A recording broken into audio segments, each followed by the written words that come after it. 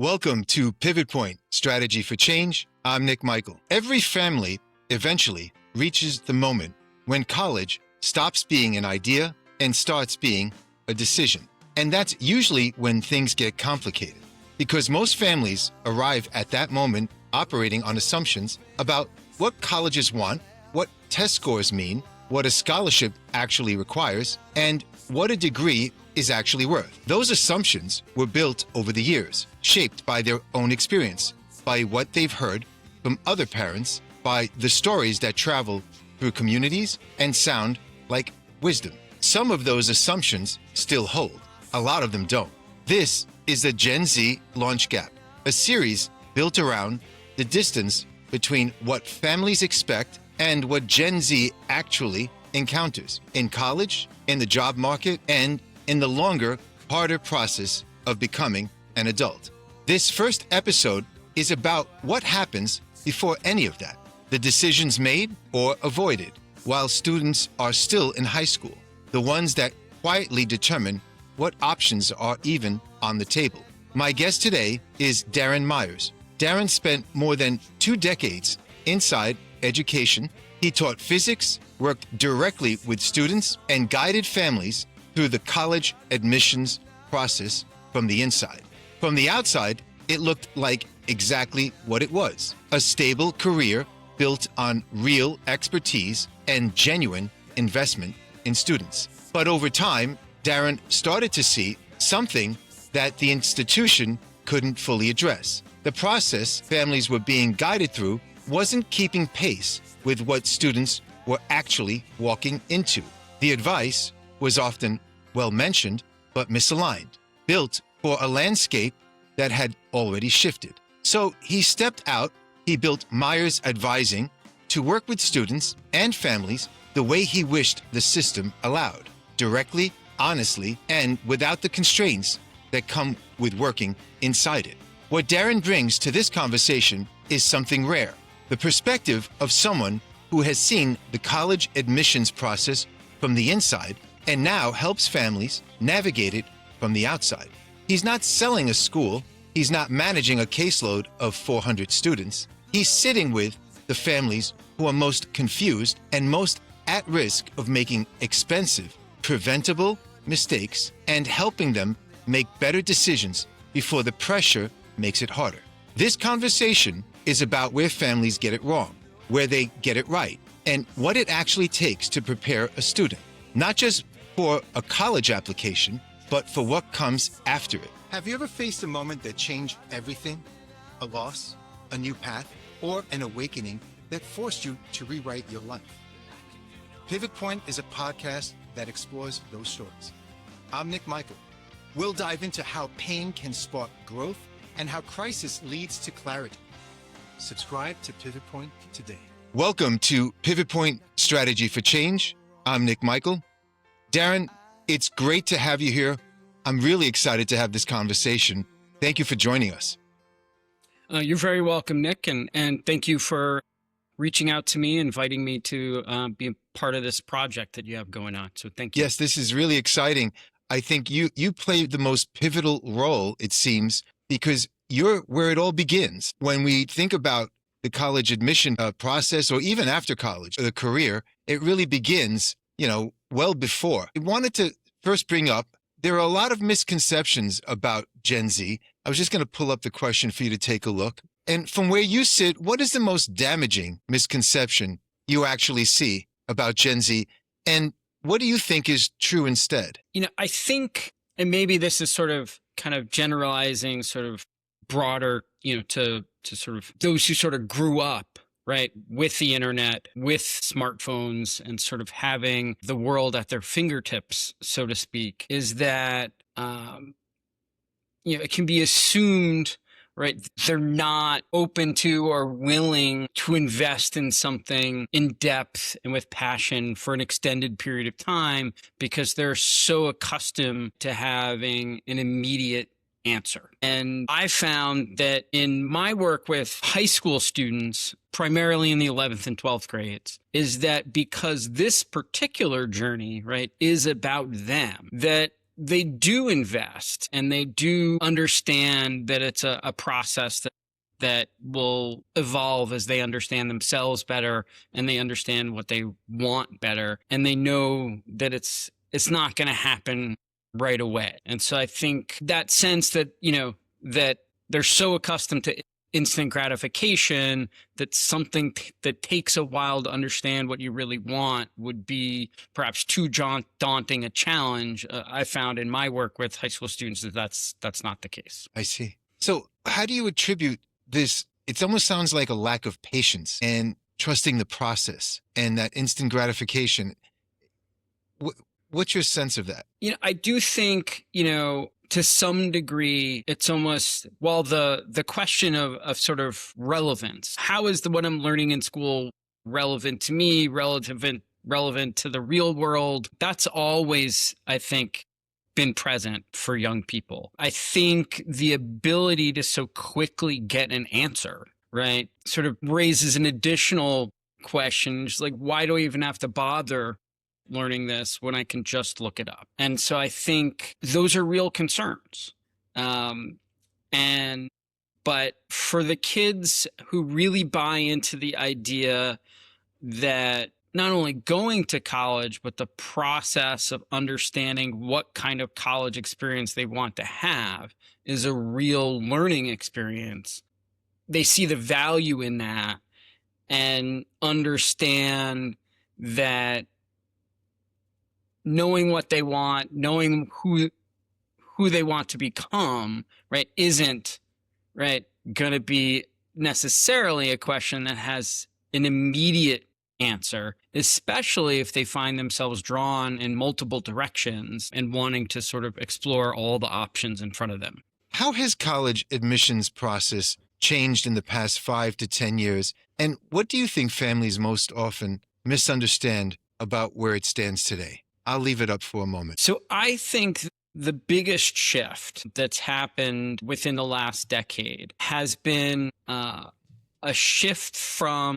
college admissions to enrollment management and the role that the admissions office plays in helping manage the enrollment of students at the college or university. And so to understand sort of the difference there, when folks in the industry, whether they work at a college or university as an admissions officer, or if they're on the so-called other side of the desk and working, in a high school or as an independent educational consultant, when we talk about admissions, it's almost with sort of this nostalgic kind of look towards a time when all of the adults who are part of this process were invested in helping students understand what kind of college experience is going to be the best for them. And that there was sort of, an open-mindedness, particularly on the college side, that there was less of a concern about admitting a student who they felt might be right and could take advantage of their programming,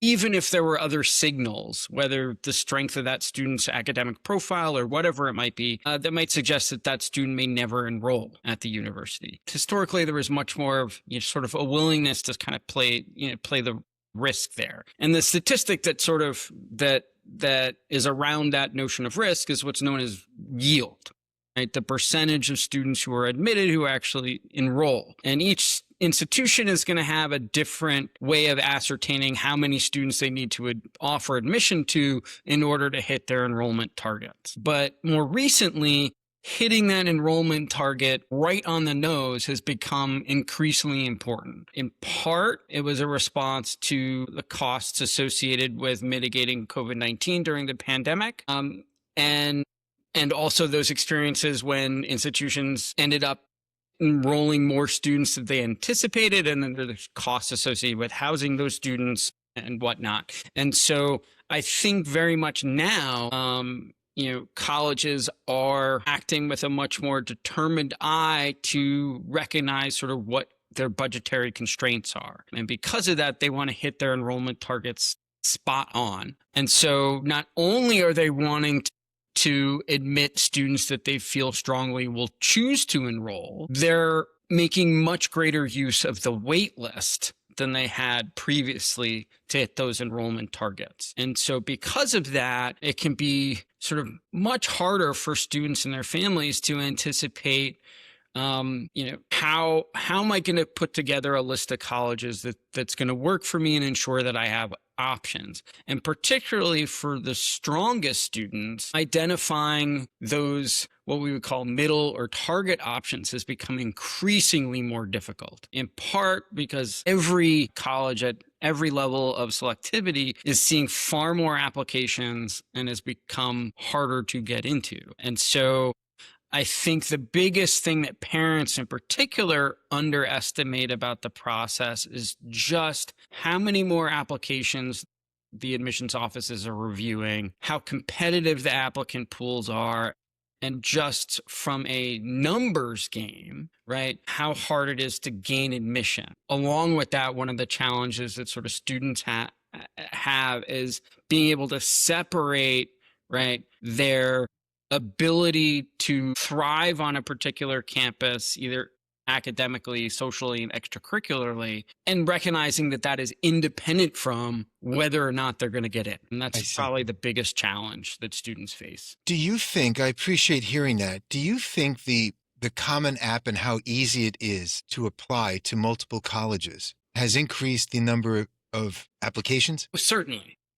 Back when I applied to college in the mid-90s, the Common App did exist. There was a much smaller number of institutions that were part of it, and it was a paper application. It was a trifold application, and you filled it out either by hand or with a typewriter, and then you made copies of it. Now it's online. And so because you're applying right at the click of a mouse, it's much easier to add an additional application, right? You don't have to make another copy of the application or anything like that. Multiple copies is sort of embedded into the system. And so that is a part of it. And then I also, as students sort of recognize, geez, it's going to be, harder for me to get into, into the kinds of places that I most want to go to. A lot of students sort of naturally end up casting a wider net. The more schools students apply to, though, the harder it is to articulate why you want to go to a particular college. There are some costs associated with applying to the 20 colleges that the Common Application has spots for. Right. You're listening to Pivot Point Strategy for Change. If today's conversation resonated with you, take a moment to subscribe to the podcast and leave a review. It truly helps others find the show and supports the work we're doing here. You can find Pivot Point Strategy for Change on Spotify, Apple Podcasts, or wherever you get your podcasts. And if you'd like a deeper dive into the work we explore on the show, I invite you to visit my Substack page, where I share in-depth articles and reflections. Hey, curious to get your thoughts on this. When do you think families should realistically start having serious conversations about college and career direction? And what does starting too late actually cost a student? What does it mean to start too late? And when is too late? Or is it ever too early? So, all of these questions really are, it's hard to generalize because every student's an individual, and depending on how your child, is developing, maturing, it may be appropriate to start talking about college related things in middle school. But I think that now, if we think about like talking about college and sort of the preparing to apply to college piece of it, really I would say the idealized time to sort of start doing that college planning in terms of planning on like applying to college really should begin in the spring of the 10th grade. Is the time to think about preparing for standardized tests has sort of crept right into the spring of 10th grade from the fall of 11th grade. So, and to some degree, that makes a lot of sense, right? Because by and large, right, the math that both the ACT and the SAT are testing is more 9th and 10th grade math, than it is 11th grade math. for kids who are sort of on track to be taking pre-calculus or calculus in high school. And so to start the test planning in the spring of 10th grade is certainly not too early. But if you wait to do it on the more historical, traditional timeline of initiating that in the fall of junior year, it's not like you're behind. It's just that, you do, run, I guess, to some risk that maybe you're not done with standardized testing until early fall of of 12th grade, when ideally it'd be nice if it's all wrapped up by spring of 11th grade. I think, how late is too late, it it again sort of depends on the child. I've worked with plenty of kids who just had a real hard time sort of recognizing A, that high school is going to come to an end for them, and that B, the next thing that came after that was college. And so for a lot of kids, it really doesn't click, and they don't begin to sort of more fully invest in the idea that they'll be applying to college until they see their friends who are a year ahead of them in high school begin to go through the various rites of passage in the spring of senior year, whether that's a celebration of, the senior class at some, events in school, prom, graduation, those kinds of things are the signals like, oh, I'm a senior, I'm going to be applying to college. So, that definitely does sort of ratchet up the pressure in terms of you have to accomplish more in a shorter period of time. It's very different to be sort of contemplating the kinds of college visits that you want to be making kind of over the course of the entirety of your junior year versus trying to kind of race through it in the summer before 12th grade and the early part of the fall of 12th grade. Yeah. Earlier, you brought up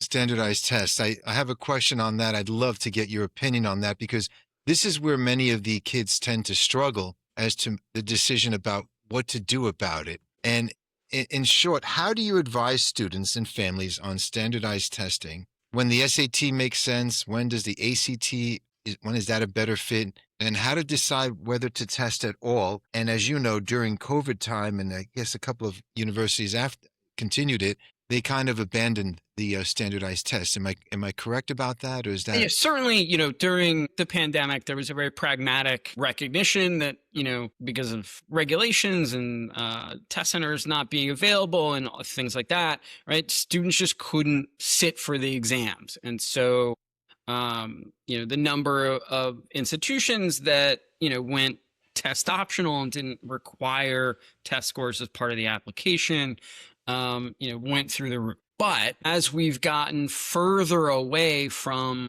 the pandemic and the implementation of test optional policies at many universities, there has been a move towards restoring the testing requirements. And so to some degree, right, I think there'll be sort of the diehards that were test optional for decades, well before the pandemic. They'll remain test optional. And I think as colleges and universities look at the data now that they've got, several class years through, can really ascertain, if by looking at other metrics, they're able to assemble a class that can succeed and thrive on campus. Each institution is going to make that decision in their own way, but more and more institutions each year are moving towards restoring their testing requirements. So the advice for families is to prepare to take a test. As to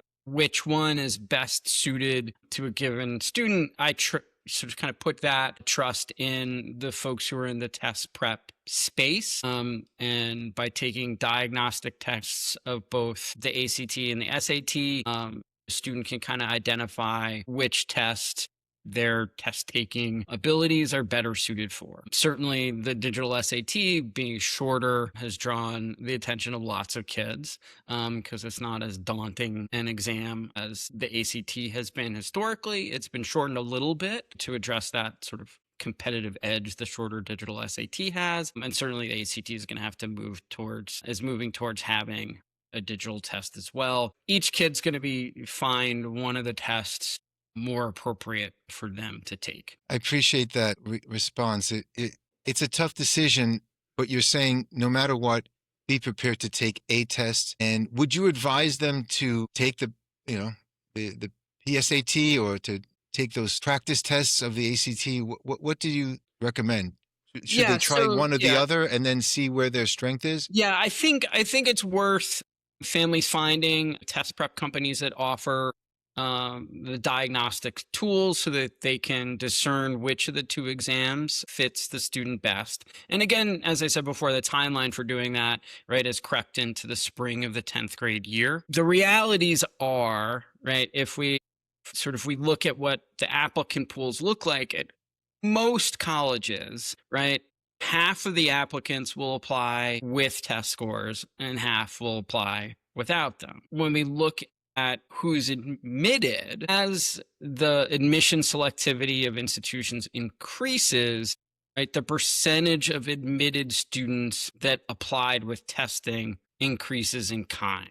And so the more selective colleges and universities are admitting more applicants who applied with testing. And then, of course, in the test optional era, right, the students who are submitting test scores are students who tested very well. So those middle 50% ranges have all gone up because the students who tested lower, by and large, are not applying with those lower test scores. So it does kind of make it a little bit harder to identify what a quote unquote good test score is. But there are some correlations between a generalized level of selectivity in terms of the overall admission rate, and then what one can presume is likely to be a good score for that kind of institution. Appreciate hearing that.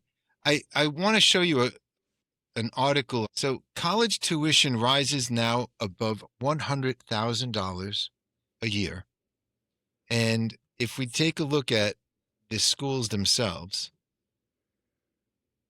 and I remember roughly Fordham and NYU were about 75,000 in 2019. And I remember Colgate was the same. And Wellesley. Now they're well above the. So we've been moving toward this six-figure price tag for a long time. And we're here for a lot of people. It's significant, from Jeffrey Salingo. Yeah. Is it sticker shock? My real question is it worth it? This is my real question. Hold on. Should families think about cost versus the reputation of a school? And what does the data actually say about return on investment from what you know? Right. And so I think the first thing that families need to understand is that the vast majority of students are not paying that full tuition. And also, like, the full cost of attendance often exceeds the stated tuition. So that's the sort of the first piece of it, is to recognize that in almost every case, students and their families will not be paying, right, the published rate of tuition, which is why the New York Times columnist Ron Lieber, right, who he writes about, that's his career, he writes about this all the time, right? He says that college is sort of the weirdest consumer product out there, because you don't know how much it's going to cost until, right, they've decided that you can purchase the product. Until a student is admitted, will they learn what, right, the cost of attendance is going to be. So it's one of those things where it becomes hard to make that decision, right, in advance of applying. The federal government mandated that all institutions have a net price calculator on their website. So it is certainly worth, plugging in some rudimentary sort of financial information just to get a sense, right, of what the expected amount that families are going to be paying for college will likely be. But to get to your question of, like, is it worth it? And I think, and this is just me speaking as myself, I think one of the unfortunate sort of realities of how higher education has evolved over time is that it has moved away from its sort of initial founding principles, right, of helping young people, although admittedly originally it was largely young men, right? Learn about the world, learn about themselves, right? So that they could become informed citizens. Not, the fact that they could make a successful living, was sort of a byproduct. Right. It wasn't the mission statement. And if you look at the mission statements of colleges and universities today, right, it isn't related to career by and large. They have much more lofty sort of humanistic aspirations for their students. But the reality is that our lives and our culture and our economy has sort of moved towards college being not only a time for exploration and personal growth, but a time for acquiring skills to become prepared for a career. And so that raises the question of sort of, is it worth it? And when the prices get that high, because even if the original cost of tuition is over $100,000 and your student qualifies for, a $30,000 tuition discount, and we're kind of back to that 70,000 figure from several years ago, but that's still a lot of money. And the question sort of becomes, well, what are we really getting for that money? And so if it's seen only through that lens of career preparation, right, one could argue that, well, maybe it's not worth it. Although, the lifetime earning gaps between folks who've attend college and those who don't certainly makes a compelling argument that it's worth going to college. But that only really sort of comes into play like if you persist in college and you graduate and you earn a degree. Unfortunately, what happens for a lot of students is that the realities of life, or whether it's the realities of loans or whatever, right? They start school, but they don't finish, right? And that's when how much higher education costs really can become sort of a devastating burden for students and their families. So we're unfortunately sort of at this moment where, even though historically, right, a college education has been the so-called ticket into the middle class, the realities are such that if things continue to progress in this direction, is that colleges, will be even more so kind of the playground, if you will, for the well-to-do. That's certainly how they started, and then they moved much more towards a democratizing, right, influence on society. But as college costs have risen, it's kind of returning in kind of back to being kind of bastions of the wealthy again. And so I definitely understand why families would be hesitant about investing in college when, with the growth of micro credentials, right, there's lots of ways to accrue kind of the career preparation training that you might need to get a pretty decent job. And so, I think it will require, to some degree, a reformulation of what it is that colleges and universities are offering to students and their families. And I think, every student, their family, is going to make a determination about that,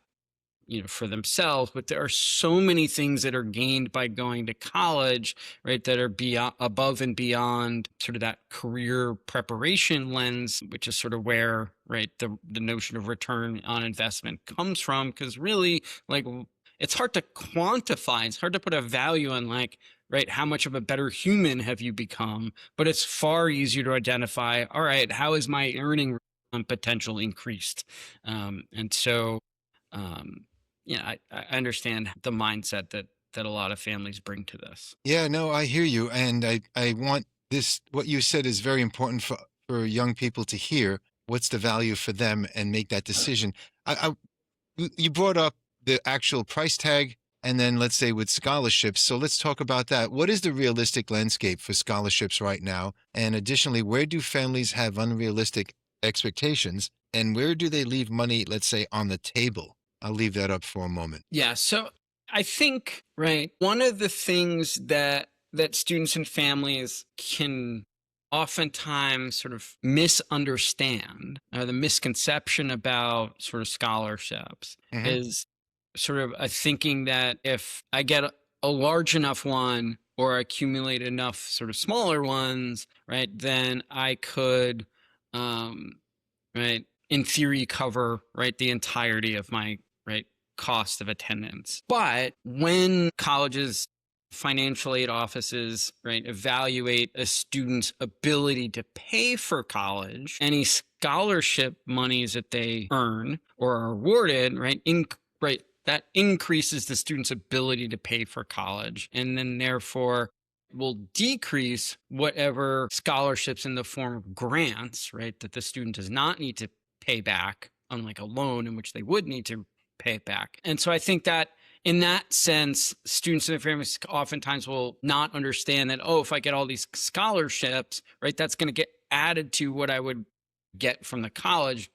But oftentimes it will reduce the amount that the college will provide because the student has got these other funding sources. And so, I think scholarships definitely play a very important role for a lot of students in terms of helping cover additional costs and things of that nature. And that's not alone is not a reason to just, put scholarships to the side, but just sort of recognizing that the more scholarships a student earns, the less institutional aid they may receive because it's coming from somewhere else. And so I think that as students and families kind of like search, right, for various scholarships that they will qualify either based on certain characteristics, demographic characteristics of their identity, or things that they do extracurricularly. Every scholarship sort of has its own way of identifying who the targeted recipients are going to be. And then you just sort of want to look at,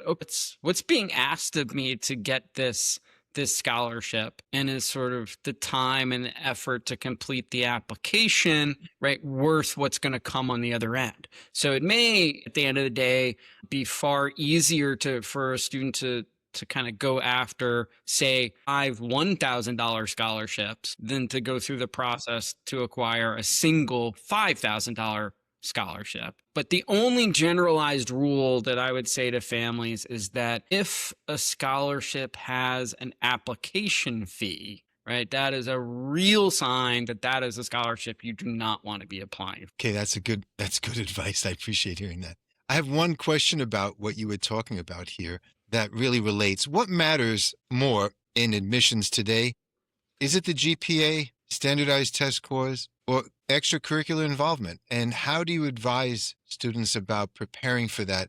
Let's say they do come to you in the 10th grade. What if a family has worked with you already with the older one, and they're coming to you now for their younger one? So they have an idea. Maybe it's not the same exact track. Maybe it's not sports. Maybe it's another leadership type roles in Key Club or other kinds of extracurriculars that are going on. How do you demonstrate to them what would be the best beneficial kind of path if they want to go that route? So I think, and part I read an article that was posted to LinkedIn this morning about this, right, is that one of the consequences of sort of evaluating, right, what one does in high school, right, in terms of its, right, potential payoff, right, in college admissions, right, is that through a cynical lens, it's sort of like gamifying, right, the high school experience. But in reality, what it does is that it can, depending on the student, right, it can steer them towards things that they feel like will look good for college, right, and disregard, right, the things that they enjoy doing, that they're passionate about, and that they have a lot of fun with. Just sort of kind of misunderstanding what the point, right, of the college application is, which is for the colleges and universities to know and understand who the applicant is. And so I think when families are considering sort of, right, what should the extracurriculars be, right, the extracurriculars should be what the student is drawn to doing and the things that they're most excited about.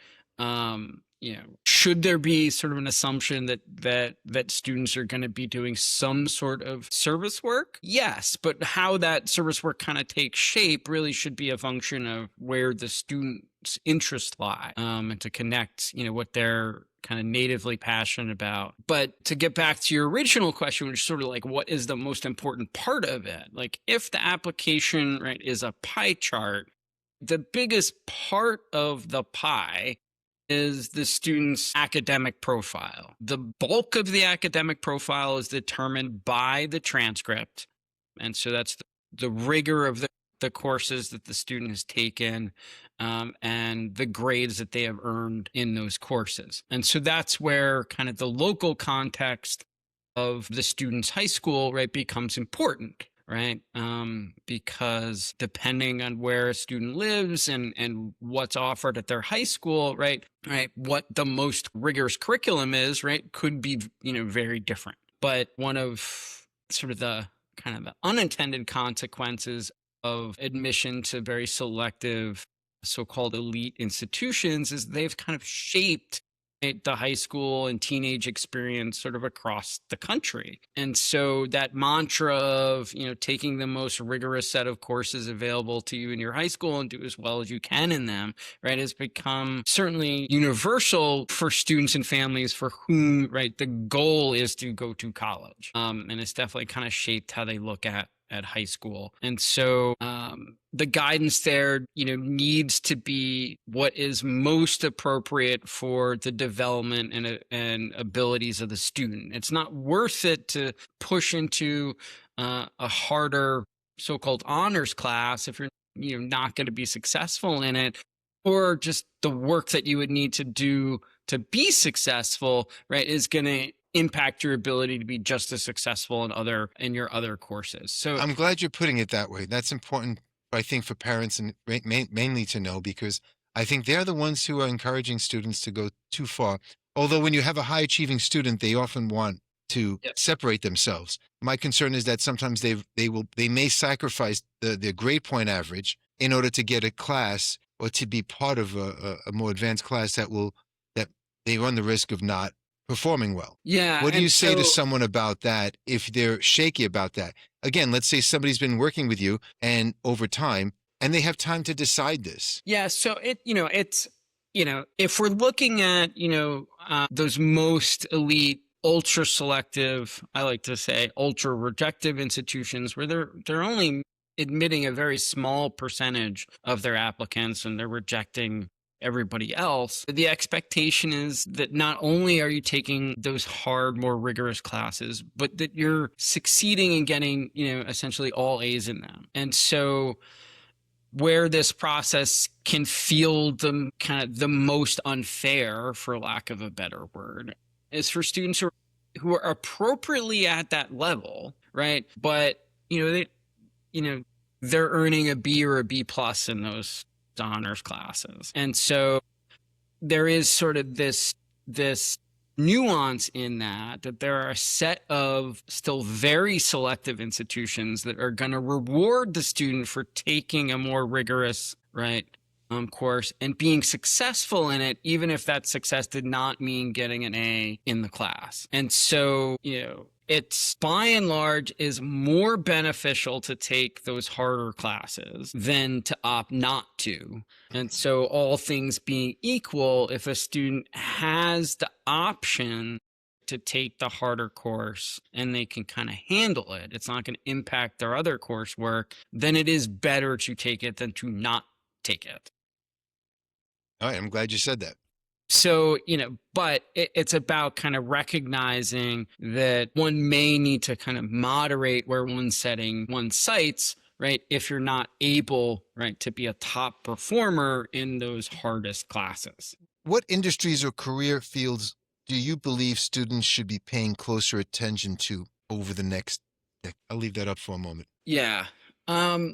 I think it's this question, right? And the uncertainty that's associated with it is, I think, what's driving some of this sort of fear and concern around, like, what's the right thing to be studying. To some degree, right, the fields that are always going to require a human, right? One could argue those are the quote unquote safest ones. But I think it's still too early to say exactly where the tools that are being developed with AI are going to be best deployed, most successfully deployed, and the impacts that they're going to have for how many people, right, a company is now going to hire because they're utilizing this. I think the goal, by and large, right, is that the AI tools make, right, processes more efficient and better so that humans can accomplish more each day, because sort of, the lower level tasks that require a lot of time,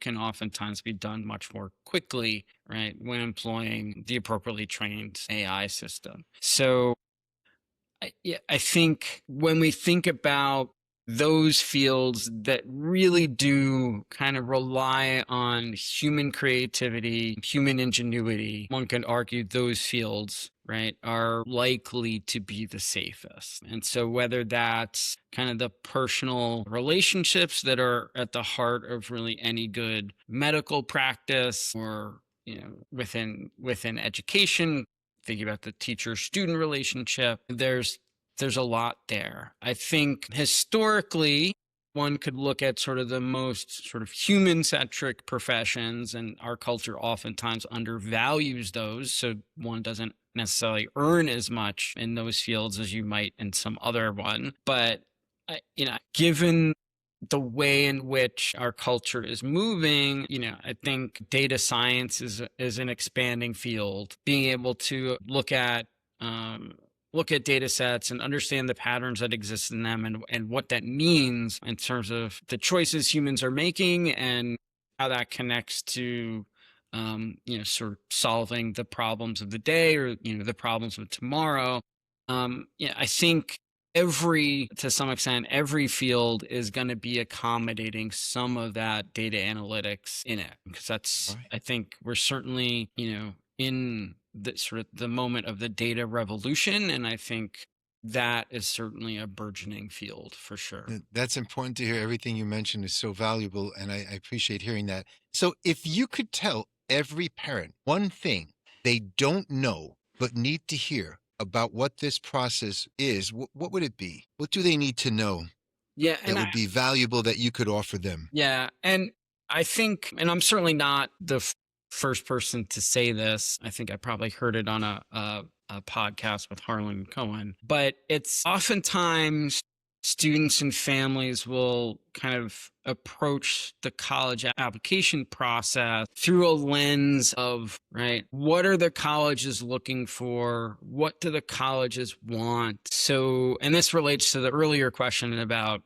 extracurriculars and things of that nature, of students sort of trying to mold themselves into this image that they think, right, the colleges are looking for. Far better for students and families to be looking at it from the lens of, what do I want? Which colleges and universities are offering the programs and experiences that I'm looking for? So that it becomes less about the student tailoring themselves for the college, than rather gaining a better understanding about themselves and who they want to become, so that they can identify the colleges and universities that will help them do that. And I think the more that students sort of approach it from that standpoint of, I want to find the colleges that are going to help me become the person that I want to be, rather than what do I need to do to become the person the colleges are looking for, I think that's the most important way to approach this process. Because it really is an educational process where students really come to learn about themselves and what they want. You're listening to Pivot Point Strategy for Change. If today's conversation resonated with you, take a moment to subscribe to the podcast and leave a review. It truly helps others find the show and supports the work we're doing here. I appreciate hearing that. It is a journey. It is a process. As you know, when you probably experience some of what I'm about to present here, oftentimes I get parents who are bringing kids in, and they're not sure what direction they'd like to go into, and trying to find themselves. And I found came across a book, and I want to pull it up. It's called The Disengaged Teen, written by Jenny Anderson and Rebecca Winthrop. And in short, they have a description here, really, of what the crisis is. A truly engaged, there's about 4% of teens feel truly engaged in school, highlighting a profound disconnect between students and their education. 50% are in what they call passenger mode. What happens is, what I'm finding is, children are being called lazy. They're not living to their potential. They refer to the passenger mode, which is coasting, the achiever mode, which is high performance, but also encompasses some hidden stress. There's a resistor mode that avoids and is defiant and withdraws. This is what I usually tend to get, or the passenger mode. And then you have the explorer mode, which really, I think you're talking about, being curious. And now I get them in different stages as well, but this passenger mode, they coast through assignments. They do the bare minimum. They don't take ownership for their learning. They appear calm and easy to manage, but they can be highly anxious. The achiever mode looks successful from the outside, but it masks anxiety, fear of failure. The high achievers, burnout. Adults should notice when the achiever mode is driving, because it's being driven by pressure, high performance, hidden stress, risk of burnout. This resistor mode, they avoid tasks and responsibilities, defiant towards adults and authority, withdraw and act out, communication issues, misconduct. And then you've got the explorer mode, the guy or the girl who asks questions, wants to understand, is intuitive, persists, challenges ownership, takes ownership, purpose-driven. There's a lot that they talk about what adults can do. But in short, the question comes down to, let me bring up the one I want. This is my question for you. My question for you is, when a student fits the passenger or resistor profile, how does that change your approach to college and career counseling? And what pitfalls do you need to be mindful of? Yeah, I think, certainly one could argue that there's a lot of kids sort of in that kind of passenger mode, where they're just sort of swept along by kind of the wave of progression that took them from elementary school through middle school to high school, and then the next stop, right, on this ride, is college. Whether or not the student has really thought about what kind of experience they want to be having in college, they know that's what's coming next, and so they'll identify a set of criteria that kind of drives sort of that. And it may or may not be indicative of that explorer mode, where they are eager to understand more about something they've identified as a subject area they care about. I think where it changes things, is about the kinds of conversations that you have with students.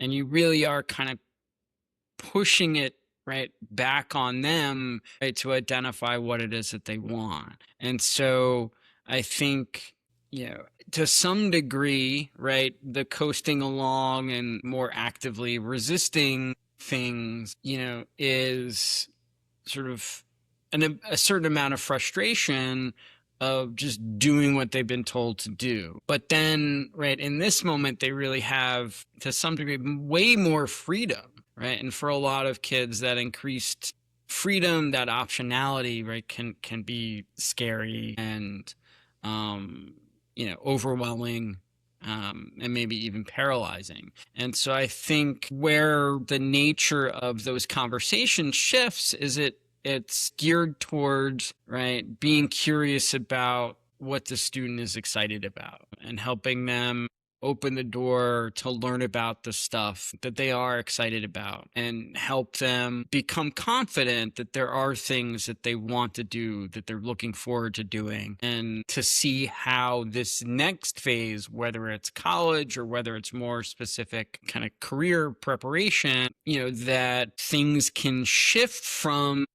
that high school experience of having a whole bunch of requirements that you need to meet, whether you want to or not, or are excited about things, and moving in a direction where you have much more elective choice about what you're doing, whether that choice is going to college or not, and, helping students navigate that level of control that they have. I want to get your thoughts on this then. Have you found that students who begin as a passenger or resistor, can they successfully transition to being the explorer type, or even what do you think Yeah. is the catalyst? Yeah, I think so. I'm trying to figure out if we can give hope to some parents because they're concerned and they're worried. The kids are not taking an active role. They Yeah, want them to do more than they could. All parents see their children as having greater potential than the kids actually believe. yes. Kids struggle with believing in themselves. I think that's okay, though, that parents see a potential. I think if we didn't see that potential as parents, we wouldn't persist past, I believe in you, I know you could do this, I know who you are. And I think there are a lot of things that get in the way, just generally speaking. But what are your thoughts on that, just to give some hope, if there is hope? Yeah, because I think, when you invest your emotional energy and your curiosity in the child and what they are excited about, I think it can be helpful, because there's a lot of things that could be behind, a student's reluctance to really engage with applying to college. It could be that when they think of the idea of introducing themselves to a whole bunch of strangers, through a piece of writing, that they may feel as though there's so many questions they have about who they are, and that they don't even know how to begin to tell that story. And it can become much easier for them to tell the story of why they're excited about something that brings them joy. And so, as you remove sort of each stumbling block or hurdle along the way, it can help pivot and reframe how they're looking at this point in their educational journey. And it shifts from being something that they feel like they're being forced to do, and can move them towards, right, recognizing that it actually is something that they want to do and can become excited about. Are parents too involved in college application process, and what does over involvement cost a student? So, I think over involvement, it costs the student their burgeoning independence. And so obviously one of the telltale signs of over involvement is, when a parent will talk about how we are applying to whatever college. I think the role of the parent is best as a supporter and a guide to create the space, both physical and emotional, for the student to discover what it is they want and who they want to become. I always tell students, like, at certain points, there's gonna be compromise here. You may have to, apply to a certain school, right? Because it would make your grandparent happy, or whatever the case may be. But at the end of the day, I think what too much involvement, right, in this process does, it robs the student, right, of their agency over this process, right? They're no longer doing it to discover their own happiness and their own pride, right, but to meet, right, somebody else's expectations, right? And it's one thing to apply to, right, a school or two because mom and dad insist, right, that you're going to apply somewhere, but I don't want students kind of giving up the reins of this process, to their parents or their guardians, because it really has to be the student's voice that comes through it. It kind of, to some degree, and maybe this kind of gets back to that initial question you asked, but there is like a kind of a growing industry, right, of like this surrogate mom for college age kids who will, go get them chicken noodle soup and get them, cough medicine when they're coming down with a cold, because God forbid, the student figure out how to do that stuff for themselves. So there's always this sort of push and pull between supporting your children, but you don't want that support to get to the point where you're doing things for them. And I think that's where the over-involvement can become. And this process really should be fun. It should be a process of exploration. And if there's too much checking in, how are you coming along? How are you doing this? And then all of a sudden it becomes this burdensome exercise and a real tension point in the household. And so I often advise families to have, particularly as their students get older and are in the process of applying to college and filling out the applications, to really designate, like, ideally one night a week where, okay, this is where we're going to have the college check-in conversation. That's the opportunity for mom and dad to ask the questions that they have. And then, the rest of the time is just sort of to step back and really let their student take ownership over the process. This was much needed for parents to hear what you just mentioned. So I appreciate hearing that from you. So if you could give Gen Z one piece of advice to actually succeed in today's system without losing who they are in the process, what would it be? I think, and obviously this is a piece of advice that's far easier to give than it necessarily is to take, particularly, for students and families, who live, in the kinds of communities, that I grew up in and I live in, and that I worked in when I was working in a school. And, I think in his writing, Jeff Saligo kind of refers to this group of people as being in what he calls the panicking class, is that there are thousands, right, of colleges and universities across the country. It's right to focus in on the very small number, right? It's only about 150, maybe 200, depending on kind of where you put the upper bounds of very selective at. And, there are so many really wonderful, high quality, right, institutions, right, that, would be really excited to have you on their campus if you only were open-minded enough to discover them. And so in the same sort of way that you approach this, with the sense of hope that the colleges that a student applies to will see how great they are in their application, the flip side of that, is that students and families need to recognize, right, that there's far more greatness out there than the way in which the media covers college would suggest. And I think as students come to identify those things that they really get excited about, and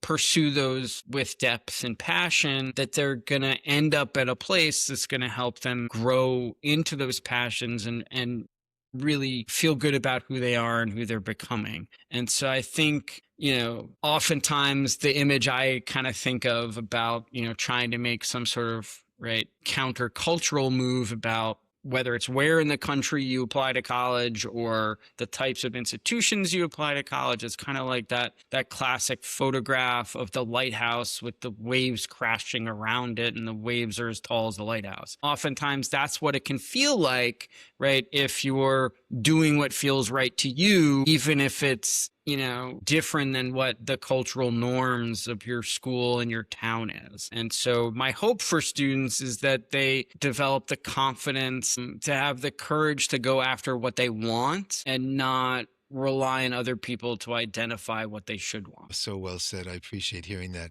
You mentioned that author. I recently saw a small clip on Smerconish, and this is what his book is: Who Gets In and Why. And then his next book is Dream School, and finding the college that's right for you. I think this is him here. I'm not going to play it. I just thought I'd pop it up as a recommendation to parents who are looking for some guidance.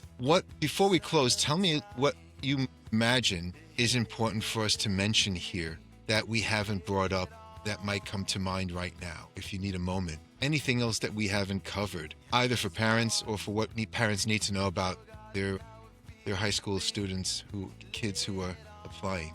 we've certainly covered a lot of ground, right? Yeah, I appreciate this. I think, the one thing I didn't mention when we were sort of talking about the increased costs of college, that part of the conversation sort of focused around this idea of, right, is college worth it or not? But I do think, given how expensive college is, it is really important that parents and guardians have an honest conversation about what's going to be financially possible, right, for them. And, once you've sort of identified what's, right, a doable, manageable number for your family, then really hold fast to that. Recognizing that, the published price is not necessarily, and almost always is not going to be the price that you'll pay. But that's where, reaching out to the financial aid office becomes really, really important. And I think what an important distinction, right, is that, yes, the admissions offices, right, they are the so-called gatekeepers. They're determining who gets in and who doesn't get in. The financial aid office, right, does not play that role. Their role is within kind of the constraints of their institution's budget, is to help make, right, the institution financially accessible, right, for students and their families. So if paying for college is a real concern for the family, and they're not just, relying on the fact that they have enough money to afford it, even if they wished it didn't cost as much as it does, that, when you visit a school, include a visit to the financial aid office, because the financial aid officer is very much on your side. They may, right, there may be limits to what they can do for you, but they're going to try to do as much as they can to make the institution accessible to you. So I would say that's the one piece that's sort of that's missing for families for whom the cost of attendance is going to be a real critical factor in their decisions about where a student will ultimately go, is to recognize that the financial aid office is on your side and is your ally, and to ask the questions that you have about the cost of attendance, to learn about that, because they're on your team even if they're employed by the college or university. I appreciate hearing all this. This conversation can go on and on, and I always look forward to speaking with you.